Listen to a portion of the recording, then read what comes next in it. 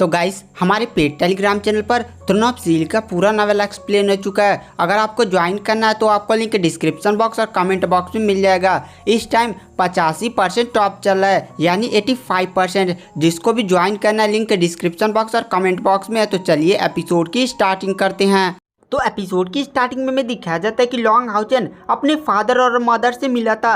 वहाँ पर लॉन्ग हाउचन की मदर बायू ने कहा था कि वह लॉन्ग हाउचन का रिश्ता लेकर ओझा सिटी जा रही हैं और अब लॉन्ग हाउचन और कायर की शादी होगी। यहाँ पर दोनों लोग काफ़ी ज़्यादा शर्माने लगते हैं। वहाँ पर जो लॉन्ग हाउचन के फादर होते हैं वह कहते हैं, हाँ लॉन्ग हाउचन अब तुम लोग 21 साल के हो चुके हो, अब शादी नहीं करोगे तब क्या बूढ़े होने पर करोगे। वहाँ पर वो लोग डिसाइड करते हैं कि लॉन्ग हाउचन की और कायर की शादी जल्द से जल्द करा दी जाए, इसीलिए वो लोग जाने की तैयारी करने लगते हैं। उसके बाद हमें दिखाया जाता है लॉन्ग हाउचन के फादर कहते हैं कि लॉन्ग हाउचन मैंने सुना है कि तुम सील डिवाइन थ्रोन को हासिल करने के लिए एग्जाम देने जा रहे हो, अभी तुम्हें कोई भी जल्दबाजी शायद नहीं करनी चाहिए। वहाँ पर लॉन्ग हाउचन कहता है, फादर मुझे ऐसा लगता है कि मैं तैयार हूँ सील डिवाइन थ्रोन को पाने के लिए, इसीलिए मैं एग्जाम देने के लिए तैयार हूँ। वहाँ पर लॉन्ग हाउचन के फादर लॉर्ड जिंगयू कहते हैं, बेटा मैं जानता हूँ कि तुम्हारा seal divine throne of eternity and creation है, जिसे आज तक मानव इतिहास में कोई भी नाइट काबू नहीं कर पाया।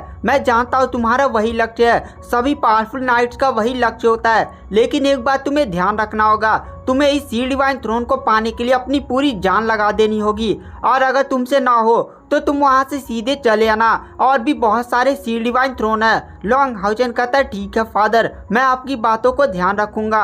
और वहाँ पर लॉन्ग हाउचन के फादर लॉर्ड जिंगयू लॉन्ग हाउचन को बहुत सारे प्रॉपर्टी सील डिवाइन थ्रोन के बारे में बताते हैं। उसके बाद लॉन्ग हाउचन और कायद की तरफ देखते हुए कहते हैं, तुम लोग जाओ, हमारे घर ये देखिए कितना छोटा सा, इसीलिए ज़्यादा कमरे नहीं है, तो मैंने तुम्हारा और लॉन्ग हाउचन का कमरा एक ही में सेट कर दिया है, तुम लोग को कोई प्रॉब्लम तो नहीं होगा।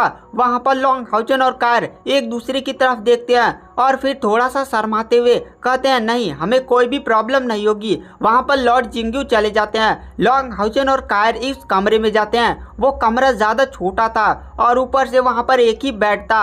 वहाँ पर लॉन्ग हाउचन और कायर जब से पहली बार एक दूसरे से इंटीमेट हुए थे तब से एक दूसरे की तरफ देखने से शर्मा रहे होते हैं। लॉन्ग हाउचन और कायर पहली बार इंटीमेट स्पिरिचुअल टेंपल में हुए थे, जहां पर वो चेनिगर को आने गए थे, और वहां पर कायर की याददाश्त भी चली गई थी, पर वहां पर कायर को लॉन्ग हाउचन से दोबारा प्यार हुआ था। और गाइस यहाँ पर लॉन्ग हाउचन और कायर इस बार जवान भी हो चुके हैं। वहां पर कायर लॉन्ग हाउचन की तरफ शर्माते हुए देखती है और कहती है, तुम यहीं पर बैठो, मैं जाकर नहा कर आती हूँ। वहाँ पर लॉन्ग हाउचन भी धीरे धीरे अपने कपड़े वपड़े को बदल लेता है। कायर थोड़ी देर में नहा कर बाथरूम से निकलती है। लॉन्ग हाउचन कायर की तरफ देखता है, वह कायर को देखता ही रह जाता है, क्योंकि कायर ने एकदम छोटा सा नाइट क्लॉथ पहना हुआ था जो ब्लैक कलर का था और काफी ज्यादा उसमें कायर ब्यूटीफुल दिख रही थी। वहाँ पर जो कायर होती है वह धीरे धीरे लॉन्ग हाउचन की तरफ बढ़ने लगती है। लॉन्ग हाउचन की धड़कन धीरे धीरे तेज होने लगती है। जो कायर होती है वो लॉन्ग हाउचन के जाकर गोद में बैठती है और उसके गाल को किस करते हुए कहती है, लॉन्ग हाउचन क्या तुम इसके लिए रेडी हो ना? अब मैं भी ज़्यादा अपने आप को कंट्रोल नहीं कर सकती। देखो तुम भी जवान हो चुके हो, अब तुम भी 21 साल के हो चुके हो। पहले हम छोटे थे, लेकिन अब तुम समझ रहे हो ना लॉन्ग हाउचन। वहाँ पर जो कायर होती है वह तुरंत लॉन्ग हाउचन के ओठों पर किस करती है। लॉन्ग हाउचन की हार्ट बीट भी अब बहुत ही ज़्यादा तेज हो चुकी थी, क्योंकि अब लॉन्ग हाउचन भी जवान होने लगा था। उसका पूरा शरीर बहुत ही तेज गर्म होने लगता है। वहाँ पर लॉन्ग हाउचन और कायर एकदम बेड पर लेट जाते हैं और दोनों किस करने लगते हैं। लॉन्ग हाउचन कायर के पैरों से लेकर उसके सर तक किस करते हुए जाता है। वहाँ पर दोनों इंटीमेट होना स्टार्ट कर देते हैं और दोनों के बीच में काफ़ी खतरनाक संभोग होने लगता है। और वहाँ पर कायर और लॉन्ग हाउचन की संभोग की आवाज़ पूरे कमरे में गूंजने लगती है। उसके बाद हमें सीन शिफ्ट किया जाता है सुबह की तरफ। सुबह लॉन्ग हाउचन की आंखें खुलती है। लॉन्ग हाउचन का संभोग करके जैसे अभी भी मन नहीं भरा था, वह कायर की तरफ देखता है और वह काफ़ी ज़्यादा खुश हो जाता है, क्योंकि इस एक दूसरे के सहमति से इंटीमेट हुए थे। पहली बार तो उन लोग की भावनाएं बढ़ गई थी, इसी कारण वो लोग इंटीमेट हो गए थे, लेकिन यहाँ पर दोनों एकदम बढ़िया से इस बार इंटीमेट हुए थे। वहाँ पर धीरे धीरे कायर अपनी आंखें खोलती है। वह लॉन्ग हाउचन को अपनी तरफ ताकते हुए शर्मा जाती है और कहती है, लॉन्ग हाउचन क्या तुम अभी बहुत ही ज़्यादा बदतमीज होते जा रहे हो। देखो सुबह हो चुकी है, वैसे भी हमारी अभी शादी हुई नहीं है, तो तुम ज्यादा ख्याली पुलाव मत पकाओ। तो लॉन्ग हाउचन कहता है क्या हम दोबारा ये सब नहीं करेंगे। तो वहाँ पर कायर फिर से शर्मा जाते और कहती है अरे आज तो तुम्हें सील डिवाइन थ्रोन का टेस्ट देने के लिए जाना था ना, तुम जाओगे नहीं क्या। लॉन्ग हाउचन तुरंत होश में आता और कहता अरे हाँ। उसके बाद तुरंत वो भागते हुए जाकर बाथरूम से नहा कर आता है। वहाँ पर लॉन्ग हाउचन अपने कपड़े पहनता है और लॉन्ग हाउचन कायर के पास आकर कहता है चलो बाय, मैं तुमसे मिलता हूँ। और लॉन्ग हाउचन तुरंत वहाँ से निकल जाता है और जाते जाते फिर से कायर के पास आकर कानों में कहता है हम रात को एक बार फिर से करेंगे। वहाँ पर कायर यह बात सुनकर काफी ज्यादा शर्मा जाती है। उसके बाद हमें दिखाया जाता है लॉन्ग हाउचन अपने फादर लॉर्ड जिंग्यू यांगवांग झाओ और डुआंगी के पास पहुंचता है। यहाँ पर लॉर्ड जिंग्यू लॉन्ग हाउचन को लेकर एकदम सील डिवाइन थ्रोन का जहाँ टेस्ट होने वाला था वहाँ पर पहुंचते हैं। लॉन्ग हाउचन के पीछे यांगवांग झाओ और डुआंगी भी थे। लॉन्ग हाउचन की वो लोग पावर को देखकर काफी ज्यादा शौक थे, क्योंकि वो लोग देखते हैं कि लॉन्ग हाउचन का बॉडी का ऑरा थोड़ा थोड़ा बदला हुआ था, जैसे उसकी स्पिरिचुअल एनर्जी बढ़ी थी।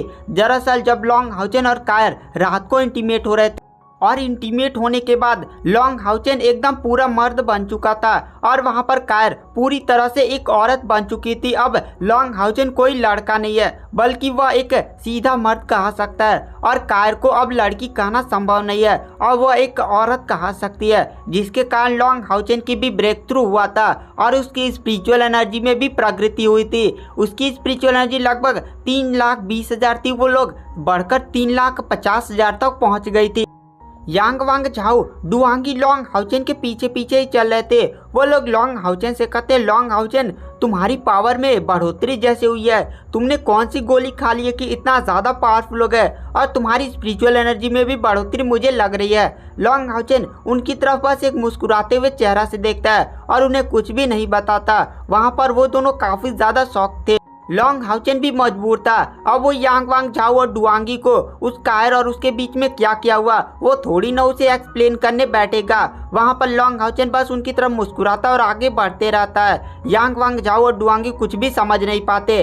उसके बाद हमें सीन शिफ्ट किया जाता है कायर की तरफ, जो अपने कमरे में गेट के बाहर देख रही होती है और उसके चेहरे पर एक बहुत ही बड़ी मुस्कान होती है। दरअसल रात को अगर कायर ने पहल नहीं की होती तो लॉन्ग हाउचन और उसके बीच में ऐसा कुछ नहीं हुआ था। लॉन्ग हाउचन उसे बिना उसकी परमिशन के ज़्यादा टच नहीं करता और कायर भी अब 21 साल की हो चुकी थी, जिसके कारण वो भी अब चाहती थी कि वह लॉन्ग हाउचन के साथ इंटीमेट हो, जिसके कारण वह कल रात को लॉन्ग हाउचन के साथ इंटीमेट हुई थी। उसके बाद हमें सीन शिफ्ट किया जाता है लॉर्ड जिंग्यू लेकर लॉन्ग हाउचन को नाइट टेम्पल के जहां पर सील डिवाइन थ्रोन का टेस्ट रखा गया था वहां पर पहुंचते हैं। लॉर्ड जिंग्यू लॉन्ग हाउचन को दिखाते ये देखो लॉन्ग हाउचन के सामने एक बहुत ही बड़ा चमचमाता हुआ हॉल दिखाई देता है।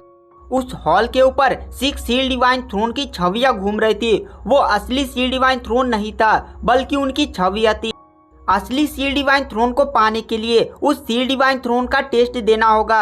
अगर वो बंदा उसमें सक्षम हो जाता है तो वो बंदा उस सील डिवाइन थ्रोन को पा सकता है। वहाँ पर लॉर्ड जिंग्यू सभी सील डिवाइन थ्रोन के बारे में बताते और कहते देखो जो तुम्हें बीच में सील डिवाइन थ्रोन दिख रहा है, जिसके चारों तरफ 5 सील डिवाइन थ्रोन घूम रहे हैं, ये है seal divine throne of eternity and creation. यह एक काफी पावरफुल सील डिवाइन थ्रोन है, जिसे मानव इतिहास में कोई भी आज तक पा नहीं चुका है। और वो देखो वो है seal divine throne of slaughter and doom, जो मेरा सील डिवाइन थ्रोन है, और वो है तुम्हारे दादाजी का order and law seal divine throne, और वो है seal divine throne of protection and mercy. और वो देखो वो जो तुम्हें दिख रहा है ना, वो है seal divine throne of knowledge and vitality. और जो लास्ट तुम्हें दिख रहा है वो है seal divine throne of dread and pain. तुम लोग को अपने हिसाब से टेस्ट देना है। लॉन्ग हाउचन मैं जानता हूँ तुम्हें seal divine throne of eternity and creation को ही चैलेंज करना है, एक बार फिर से सोचने ला। लॉन्ग हाउचन कहता है फादर मैंने सोच लिया है। और गाइस आज की वीडियो की एक्सप्लेनेशन को यहीं पर एंड कर देते हैं। क्या लॉन्ग हाउचन